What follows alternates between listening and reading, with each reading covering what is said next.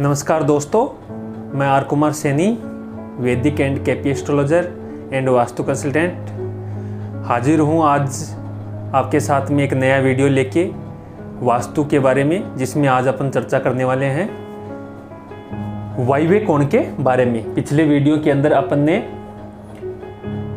आग्नेय कोण, ईशान कोण और नृत्य कोण के बारे में चर्चा की है। आज इस वीडियो के अंदर अपन वायव्य कोण के बारे में चर्चा करेंगे। जैसा कि पहले मैंने आपको बता दिया कि पूर्व दिशा के स्वामी है वो सूर्य होते हैं और पश्चिम की दिशा के स्वामी है वो शनि होते हैं, दक्षिण के मंगल और उत्तर की दिशा के स्वामी जो बनते हैं वो बुध बनते हैं। ईशान कोण के गुरु बनते हैं स्वामी, आग्नेय कोण के शुक्र हैं वो स्वामी बनते हैं, नृत्य कोण के स्वामी हैं वो राहु बनते हैं और वायव्य कोण है वो चंद्रमा के अधिकार क्षेत्र के अंदर आते हैं। तो मित्रों, शुरू करने से पहले आपको बता दूं कि अगर आप नए जुड़े हैं या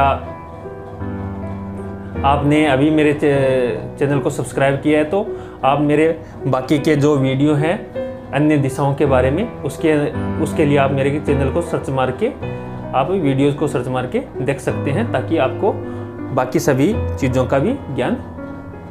तो वास्तु आज अपन इसके अंदर चर्चा करें कि वास्तु का अपने दैनिक जीवन के अंदर और उस घर के अंदर रहने वाले सदस्यों के ऊपर जो प्रभाव पड़ता है उसके बारे में आज अपन इस वीडियो के अंदर चर्चा करेंगे। और इस कड़ी के अंदर आज अपन चर्चा करने वाले हैं वायव्य कोण के अंदर। अगर आप जिस घर के अंदर रह रहे हैं या जिस भूमि के अंदर आपका घर बना है या जिस भूमि के अंदर आपका कार्य क्षेत्र है, अगर उस क्षेत्र का या उस घर का या उस प्लॉट का वायव्य कोण यानी जो चंद्रमा की दिशा है, वायव्य कोण मतलब पश्चिम की तरफ और उत्तर की तरफ जहाँ यह दोनों कोण मिलते हैं, वो दिशा अगर बढ़ी हुई होती है यानी वायव्य कोण बढ़ा हुआ होता है। ये कोण इस तरह की स्थिति के अंदर भी बढ़ सकता है और इस तरह की स्थिति के अंदर भी बढ़ सकता है। पश्चिमी दिशा, उत्तरी दिशा और इन दोनों के बीच की जो दिशा है वो है वायव्य, और इस दिशा के इस तरह भी ये पोजीशन है वो बढ़ सकती है। यानी इस तरह की पोजीशन का भी प्लॉट हो सकता है, इस पोजीशन का भी हो सकता है, इस पोजीशन का भी हो सकता है। अगर प्लॉट का वायव्य कोण बढ़ा हुआ होता है तो उस घर के अंदर चंद्रमा का अधिकार है या चंद्रमा के जो तत्व है वो बढ़ जाते हैं, यानी शीतल क्षेत्र है वो बढ़ जाता है। हालांकि ये क्षेत्र बढ़ना जिनका काम विदेशों के अंदर या आवागमन का या यात्राओं का जो कार्य है, अगर उस क्षेत्र का उससे संबंधित उनका काम है तो ये कोण बढ़ा हुआ होना उनके लिए लाभदायक साबित हो सकता है। लेकिन व्यर्थ की यात्राएं बहुत होती रहेगी। चंद्रमा की गति बहुत फास्ट होती है और चंद्रमा से यात्राओं का गणना की जाती है। तो चंद्रमा का क्षेत्र है वो बड़ा होने के कारण घर या कर्म क्षेत्र का या व्यवसायिक क्षेत्र का व्यर्थ की भागदौड़ या व्यर्थ की यात्राएं बहुत ज़्यादा करवाते हैं। अगर इस तरह का क्षेत्र बड़ा हुआ हो, वायव्य कोण इस तरह बड़ा हुआ हो, तो उस घर के अंदर चंद्रमा का और शनि दोनों का क्षेत्र है वो बड़ा हुआ रहेगा। चंद्रमा और शनि दोनों मिलकर विष दोष बनाते हैं। यानी चंद्रमा का अधिकार है वो बच्चों के ऊपर, महिलाओं के ऊपर, और नए नवेले जो दुल्हन दूल्हा होते हैं, घर के नए जो दंपति होते हैं उनके ऊपर इस दिशा का या चंद्रमा का बहुत ज़्यादा प्रभाव होता है। और इस दिशा का बढ़ना उन सब के लिए मानसिक तनाव, यानी जिस घर का ये क्षेत्र बड़ा हुआ होता है, वायव्य कोण बड़ा हुआ होता है, उस घर की महिलाएं हैं वो व्यर्थ के क्रियाकलाप करती है, यानी उनके ऊपर कोई आचरण पे भी उनकी उंगली उठने की संभावना रहती है।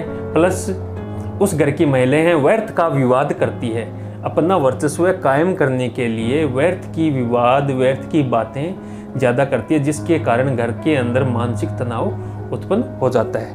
इस तरह की क्षेत्र यानी इस तरह से जो प्लॉट अगर वायव्य दिशा है बढ़ी हुई हो तो भी शनि की दिशा बढ़ जाती है, बुध की दिशा है वो बढ़ जाती है और चंद्रमा की दिशा बढ़ जाती है। बुध चंद्र है व्यक्ति को